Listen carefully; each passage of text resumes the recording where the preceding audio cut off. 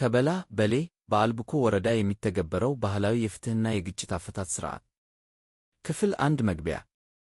ኢትዮጵያ በአሁኑ ወቅት የተለያዩ የፖለቲካ የማኅበራዊና የጸጥታ ቀውሶችን እያስተናገደች ትገኛለች። ይሁን እንጂ ይህች ሀገር ለዘመናት ግጭቶችን በሰላማዊ መንገድ ለመፍታት የተጠቀመችባቸው የበርካታ ባህላዊ የፍትህ ሥርዓቶች ባለቤት ናት። እነዚህ ሥርዓቶች ፍትህን ብቻ ሳይሆን ዕርቅን፣ ይቅርታንና ማኅበራዊ አንድነትን ያጎለብታሉ።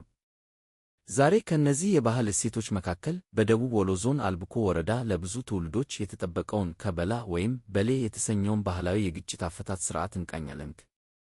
ክፍል 2 ከበላ በሌ ምንድን ነው?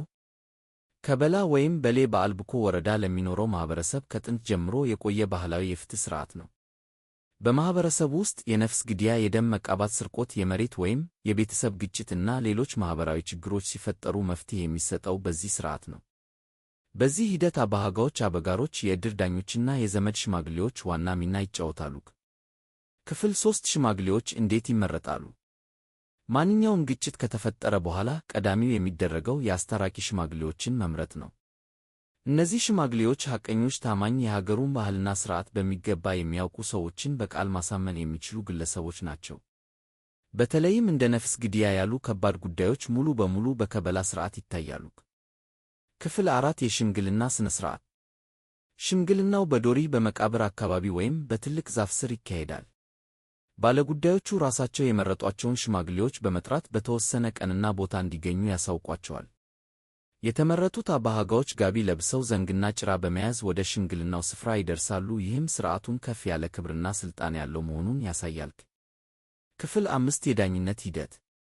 በመጀመሪያ በዳይና ተበዳይ የጉዳዩን አጠቃላይ ሁኔታ በዝርዝር ያቀርባሉ። ሽማግሌዎቹ ሁለቱንም ወገኖች ከሰሙ በኋላ በግል ይመካከራሉ። ከዚያም የጉዳዩን ክብደት በመመዘን ውሳኔ ይሰጣሉ። ቅጣቱም እንደ ጉዳዩ የገንዘብ፣ የንብረት ወይም ማኅበራዊ ቅጣት ሊሆን ይችላል።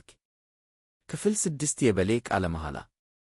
የጉዳዩ እውነታ አስቸጋሪ ሲሆን የበሌ ቃለ መሐላ ይገባል። ከዚህ በፊት ሸኒ ተብለው የሚጠሩ ታማኝ ሰዎች ይመረጣሉ። ተከሳሹ እውነቱን ለነርሱ ብቻ ይናገራል። ከዚያም በታላላቅ አባቶች ይጠቀሙባቸው የነበሩ እንደ ዘንግ፣ ጎራዴና አንካሴ ያሉ ምልክቶች መካከል በመራመድ ቃለ መሐላውን ያረጋግጣል። ክፍል 7 ሴራ ጎበደን ማኅበራዊ ማዕቀብ።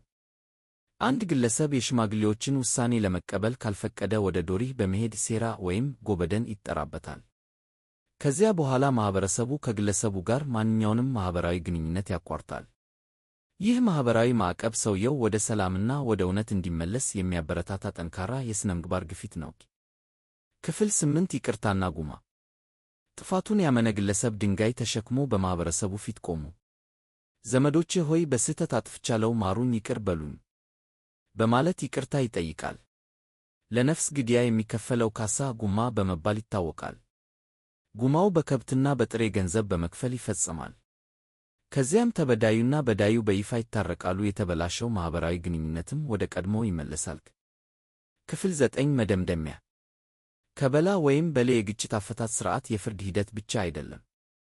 እውነትን የሚያከብር፣ ይቅርታን የሚያበረታታ፣ የተበላሸውን ማኅበራዊ ግንኙነት የሚያድስና ዘላቂ ሰላምን የሚያሰፍን የባህል ጥበብ ነው።